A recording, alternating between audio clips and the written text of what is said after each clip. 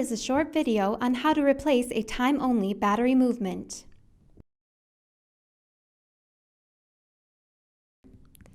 Be certain to select the correct movement for your clock.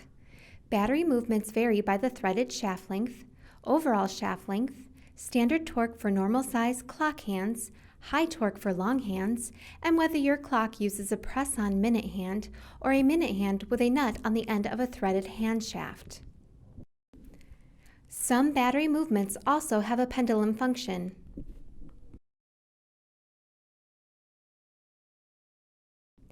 If the clock has a second hand, carefully remove it by pulling straight away from the hand shaft. If the movement has a hand nut, remove it. This can usually be done without a tool. Remove the minute hand. Remove the hour hand. If there is a sleeve nut, carefully remove it without damaging the dial.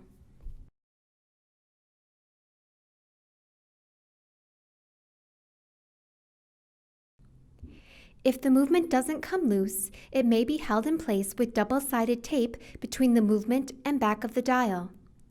Press down on the hand shaft and pull on the movement to remove the movement from the dial. You can also try turning the movement to separate it from the tape. When installing a high-torque movement, we recommend that it be installed upside down. This is necessary based on the internal gear arrangement inside the movement. For all other movements, they can be installed in the proper orientation. Install the new movement and attach the sleeve nut if so equipped. Tighten the sleeve nut hand tight and no more than 1/8 of an additional turn.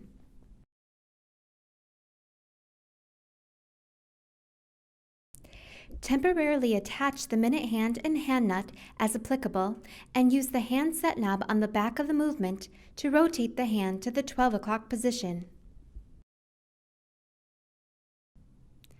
Remove the minute hand.